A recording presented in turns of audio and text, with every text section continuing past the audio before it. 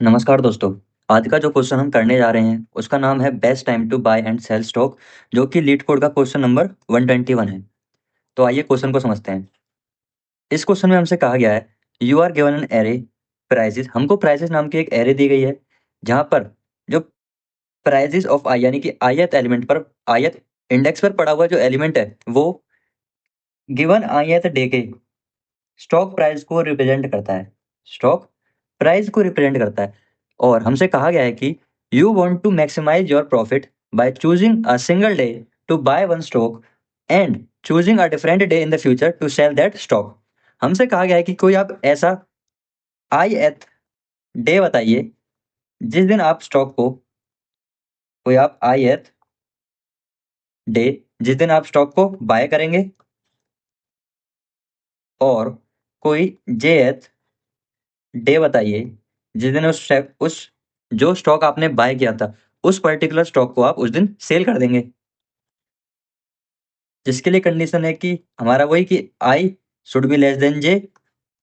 और ये हमें एक कंडीशन या फिर जो हमें फुलफिल करना है वो ये कि हम जिस दिन खरीद रहे हैं और जिस दिन उसको बेच रहे हैं हमको ये इन डेज को इस ऑर्डर में चूज करना है कि जो हमारा प्रॉफिट है जो कि हमारा प्रॉफिट हो वो किसी भी 2 डेज के लिए मैक्सिमम हो। बेसिकली हम स्टॉक के इस एक्सचेंज में इस सेल और बाय के इस एक्सचेंज में हम मैक्सिमम प्रॉफिट जनरेट करना चाहते हैं। ये हमसे बोला गया है। जैसे कि एग्जांपल देखिए हमको प्राइसेस एरे दी गई है। एरे हमारे पास 7 1 5 3 6 4। अब जैसा कि उन्होंने बोला जाता है कि आई जो ith डे का इंडेक्स ith डे का स्टॉक का प्राइस बताता है। तो अब ये देखिए हमारी इंडेक्सिंग होती है एरे में 0 1 2 3 4 5 जीरो बेस इंडेक्सिंग होती है। तो हम अब ये मान सकते हैं कि जो जीरो है जीरो इंडेक्स पर पड़ा हुआ एलिमेंट हमारा फर्स्ट डे का प्राइस बता रहा है। फर्स्ट डे का प्राइस वैसे ही फर्स्ट इंडेक्स पर पड़ा हुआ जो एलिमेंट है या फिर जो स्टॉक का प्राइस है वो हमारा सेकंड डे का प्राइस बता रहा है। हमको सेकंड डे का प्राइस बता रहा है। अब हमें इसी चीज को ध्यान में रखते हुए कि ये बताना है कि हम कौन से डे पर स्टॉक को परचेज करें और किस पर्टिकुलर डे पर उस स्टॉक को सेल कर दें जिससे कि हमको मैक्सिमम प्रॉफिट मिले। जैसा कि अगर आप देखें यदि हम 7 पर इसको परचेज करते हैं और हम आगे जाके देखें तो इन फ्यूचर में 7 से बड़ी हमको कोई भी वैल्यू नहीं मिलेगी। तो हमारा प्रॉफिट हो जाएगा 0। तो ये तो हमारे लिए बेकार ट्रांजैक्शन है एक तरीके से देखी जाए तो। यहीं पर अगर हम फर्स्ट डे सेकंड डे पर इस किसी उस स्टॉक को ₹1 के प्राइस से परचेज करते हैं और यदि उसी स्टॉक को फिफ्थ डे पर फिफ्थ डे पर ₹6 के प्राइस से अगर सेल करते हैं तो जो हमको प्रॉफिट मिलेगा वो 6 माइनस 1 ₹5 का हमको प्रॉफिट मिलेगा। यही हमारा क्या है मैक्सिमम प्रॉफिट है। मैक्सिमम प्रॉफिट है। इसी चीज को ध्यान में रखते हुए हमें हमारा मैक्सिमम प्रॉफिट बताना है कि हम कितना मैक्सिमम प्रॉफिट इस पर्टिकुलर ट्रांजैक्शन से हम अपना अचीव कर सकते हैं। तो आइए इसकी हम अप्रोचेस के बारे में बात करते हैं। इसकी जो ब्रूट फोर्स अप्रोच किसी के भी मन में मतलब कि फर्स्ट टाइम इस क्वेश्चन को पढ़ते समय जो इंट्यूएशन जो अप्रोच किसी के दिमाग में भी आ सकती है वो ये कि क्यों ना हम ith डे पर यानी कि किसी भी ith डे पर परचेज कर लें स्टॉक को और इन फ्यूचर एक लूप लगाकर ये चीज देख कर आए कि क्या फ्यूचर में कभी जो करंट हमारी परचेज का प्राइस है उससे बड़ा क्या कभी कोई हमें प्राइस हो पा रहा है। वो कैसे जैसे कि हम एग्जांपल के साथ ही समझते हैं। हमारे एरे थी 7 1 5 3 6 4। हम हम फर्स्ट डे पर परचेज कर लेंगे 7 के प्राइस से और उसके बाद हम एक लूप लगाएंगे जो कि सेकंड डे से लेकर हमारा एरे के लास्ट तक जाएगा।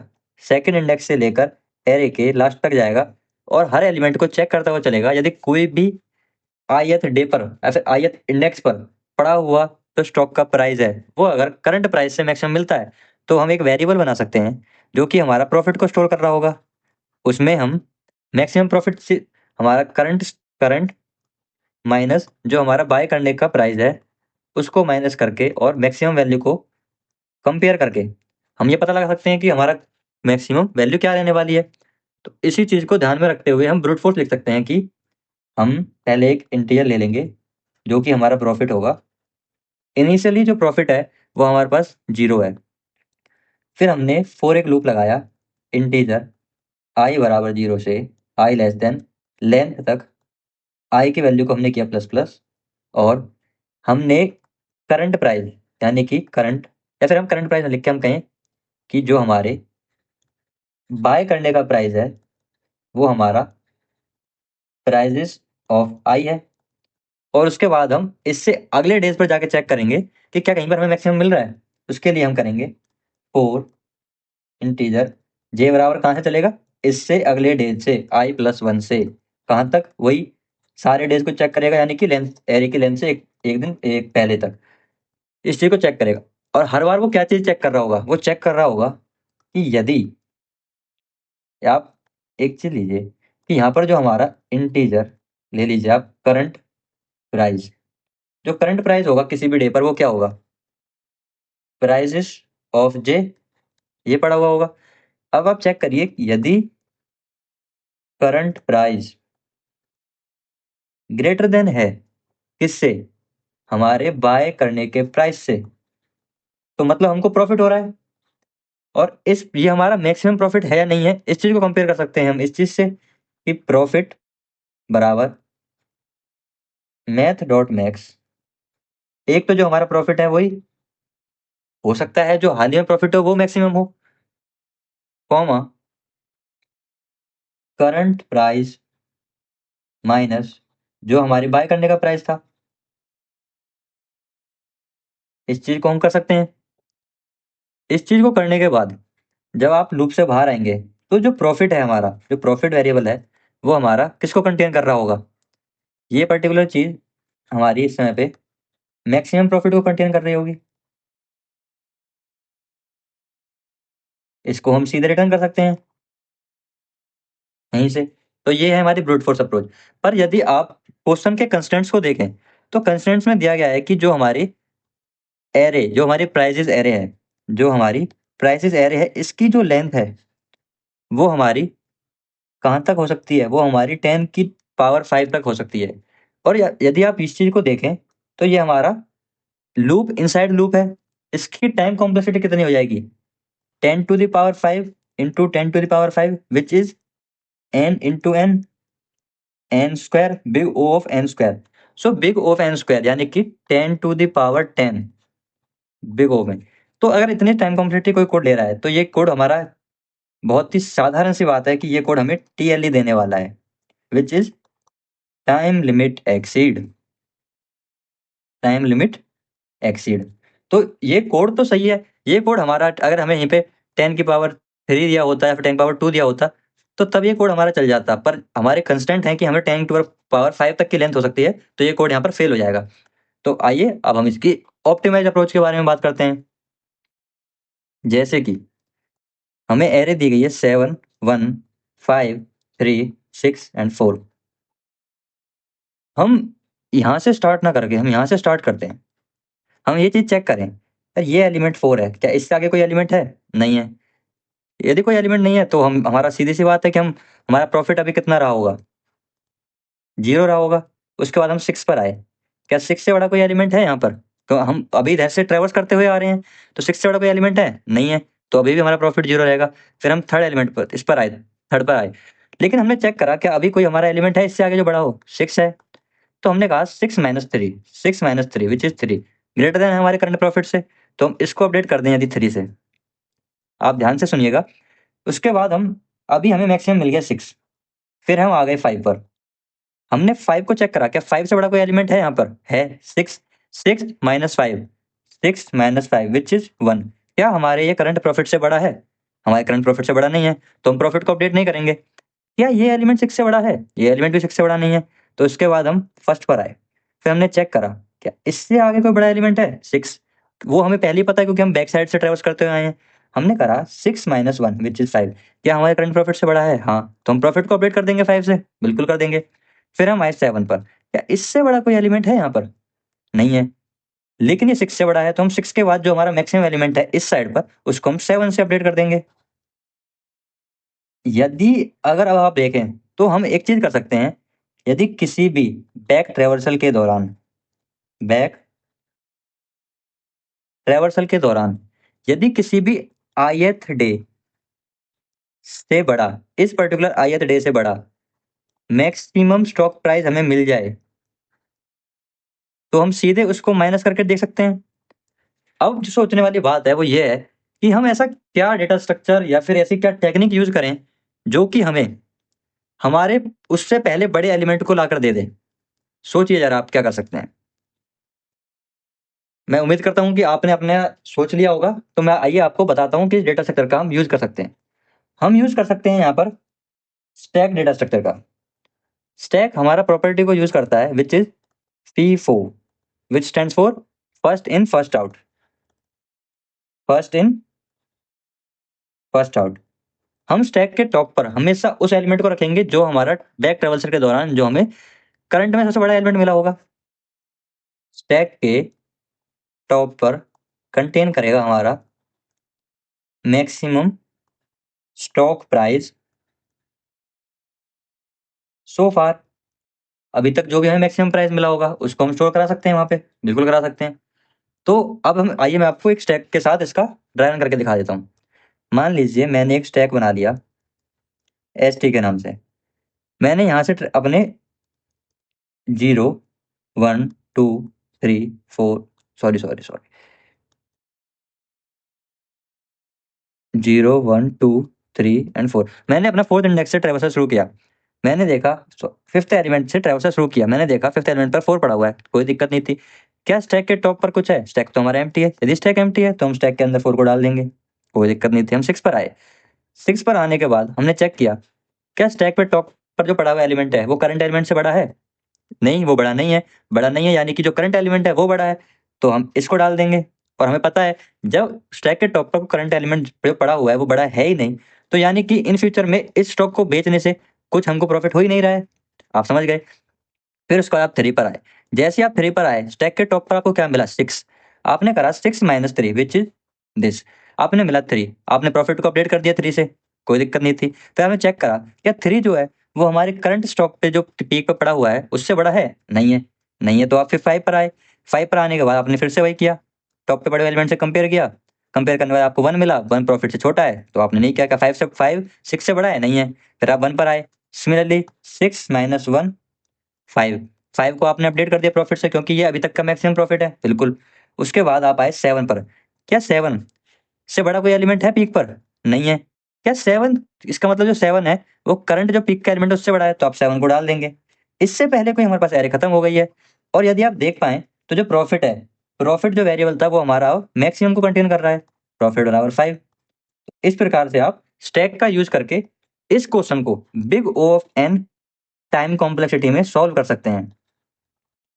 और जो हमारी स्पेस कॉम्प्लेक्सिटी है वो भी बिग ऑफ एन हो जाएगी क्योंकि हम स्टैक का यूज कर रहे हैं। बट ये एक ऑप्टिमाइज्ड सॉल्यूशन है जो कि हमें TLE नहीं देगा। तो आइए इसी अप्रोच को ध्यान में रखते हुए हम इसका कोड करते हैं। आइए अब हम इसका कोड करते हैं। सबसे पहले हम एक स्टैक बना लेंगे जो कि इंटीजर टाइप की वैल्यू को स्टोर करेगा।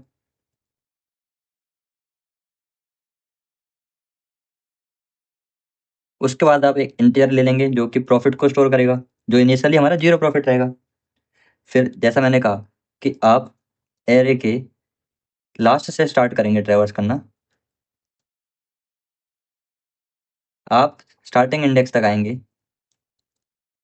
आप एक करंट प्राइस को कंपेयर करेंगे, करंट प्राइस जो कि हमारा प्राइस इज ऑफ आई होगा। फिर आप चेक करेंगे कि यदि जो स्टैक है वो एम्प्टी हुआ, यदि हमारा स्टैक एम्प्टी है तो उस केस में हम स्टैक में करंट प्राइस को डाल देंगे।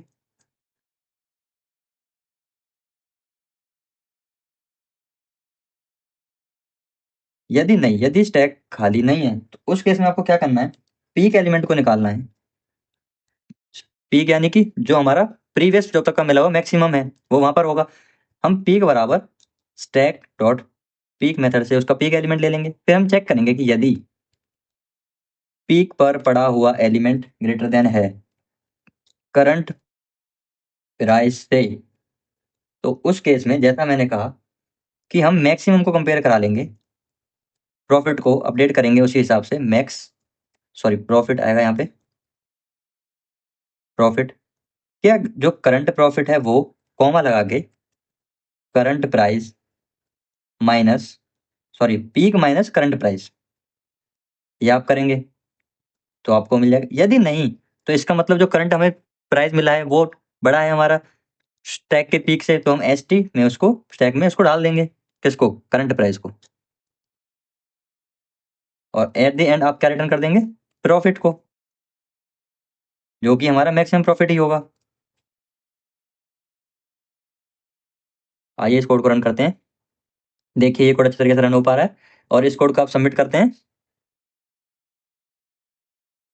देखिए ये कोड अच्छे तरीके से सबमिट भी हो पा रहा है, और इस जैसा कि मैं आपको बता चुका हूँ, इस कोड की जो टाइम कॉम्प्लेक्सिटी है वो बिग ऑफ एन है, पर स्टैक यूज करने की वजह से इसी कोड की जो टाइम कॉम्प्लेक्सिटी है वो हमारी बिग ओ ऑफ एन है। तो इस वजह से ये थोड़ा सा ज्यादा हमारा टाइम ले रहा है रन होने में। तो आइए हम इसको और ऑप्टिमाइज करते हैं big O of one space के साथ।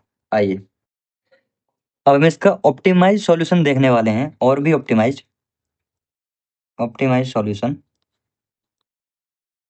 Using constant auxiliary space, constant auxiliary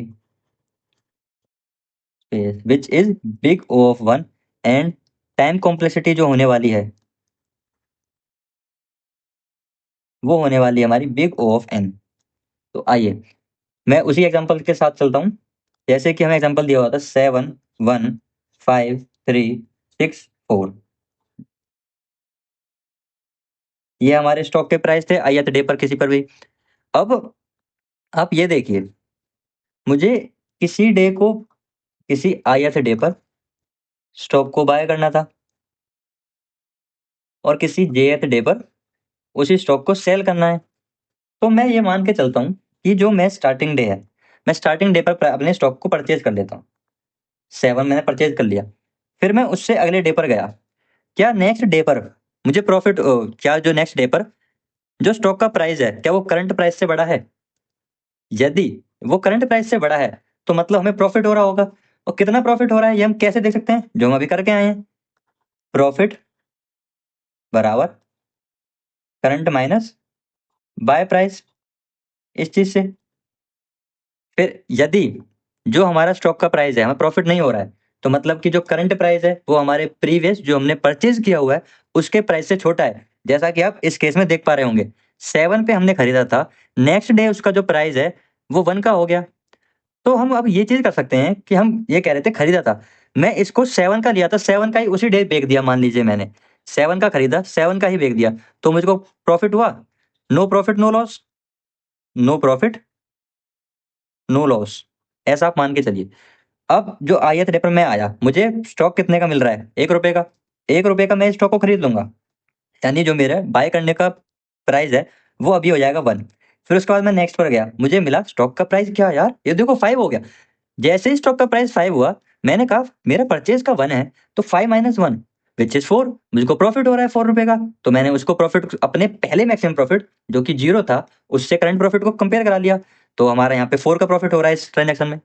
लेकिन हमने चेक किया उसी के साथ-साथ, क्या करंट स्टॉक का प्राइस मेरे प्रीवियस स्टॉक के प्राइस से छोटा है? जो कि नहीं है। नहीं है तो हम अभी इस स्टॉक को नहीं बेचना चाहते।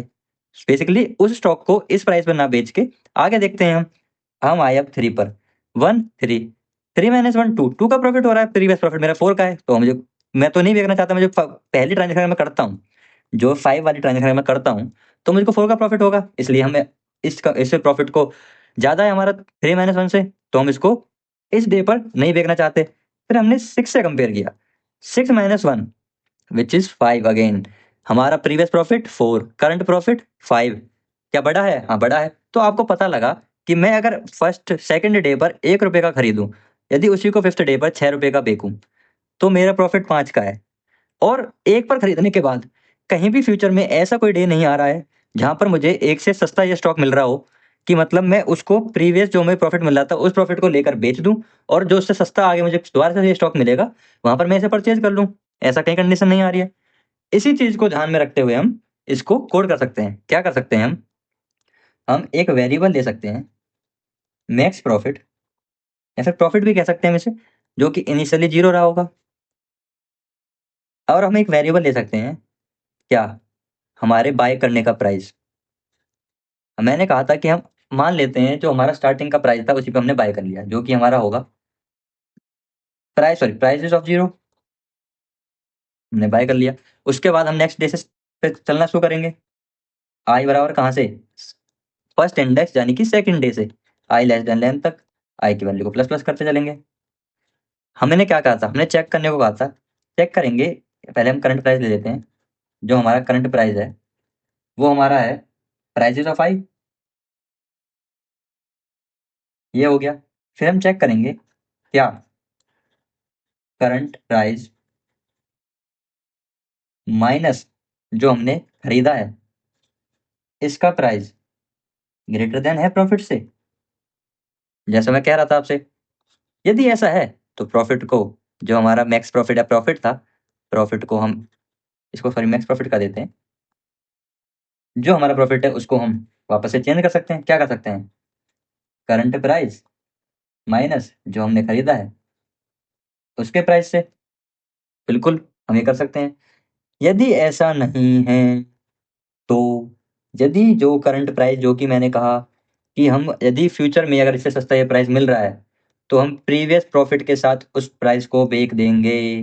यदि ये चीज़ मिल गई तो हम क्या करेंगे, यहाँ पर जो हमारा बाय प्राइस है उसको हम करंट प्राइस कर देंगे, यानी कि प्रीवियस प्राइस को हम प्रॉफिट के साथ बेचकर इसको इस प्राइस से खरीद लेंगे, क्योंकि इन फ्यूचर में ये हमको मैक्सिमम प्रॉफिट देने वाला है। और एट द एंड हम रिटर्न कर सकते हैं इसी प्रॉफिट को। तो आइए अब इसी अप्रोच को ध्यान में रखते हुए हम इसका कोड करते हैं।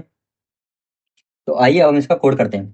जैसा कि मैंने कहा, हम स्टार्टिंग में एक अपना प्रॉफिट नाम का वेरिएबल बना लेंगे, जो कि हमारा इनिशियली जीरो रहेगा। प्रॉफिट हमारा स्टार्टिंग में कुछ भी नहीं है। और जो हमारा बाय करने का प्राइस होगा वो इनिशियली हमारा, हम मान के चल रहे हैं कि जो हमारा फर्स्ट डे था उसी पर हमने स्टॉक को प्राइस कर लिया, क्योंकि फ्यूचर में पता नहीं था क्या आने वाला है। इस चीज़ को ध्यान में रखते हुए अब हम अगले डे से यानी सेकंड डे से ट्रैवर्स करना शुरू किया लेंथ तक, और आई की वैल्यू हो गया प्लस प्लस।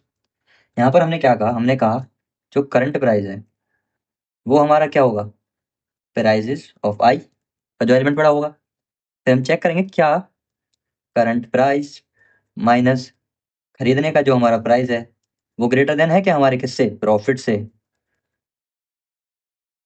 ये चीज हो जाएगी। यदि ऐसा है तो हम प्रॉफिट को क्या कर देंगे, करंट प्राइस माइनस जो खरीदने का प्राइस था उससे। ये हमने कर दिया। और हमने कहा था यदि ऐसा कहीं हमें मिल जाए कि जो हमारा करंट प्राइस है वो हमें यदि लेस देन मिल जाता है किससे, जो हमने प्रीवियस खरीदा हुआ प्राइस है उससे, तो हम करंट प्राइस को यानी प्रीवियस प्राइस को लूज करके जो बाय का प्राइस है उसको करंट प्राइस पे सेट कर देंगे। ये हम कर देंगे। और इन द लास्ट जो हमारा प्रॉफिट वेरिएबल है उसको हम रिटर्न कर देंगे, जो क्या कंटेन कर रहा होगा, अब तक हमारा क्या मैक्सिमम प्रॉफिट रहा है। आइए इसको रन करके देखते हैं। ये देखिए सक्सेसफुली रन हो रहा है। और इसको सबमिट करके भी देखते हैं। ये देखिए ये कोड हमारा सक्सेसफुली सबमिट भी हो गया। ये हमारी थी optimise approach using constant space and big O of and time complexity के साथ। उम्मीद करता हूँ आपको ये सॉल्यूशन समझ आया होगा। यदि आपका कोई सजेशन या फिर आपका कोई डाउट हो तो आप मुझको कमेंट्स में बता सकते हैं। और ऐसे ही और सॉल्यूशंस के लिए आप चैनल को सब्सक्राइब करिए। मिलते हैं किसी नई वीडियो में नए सॉल्यूशन के साथ। तब तक के लिए tata bye bye and take care.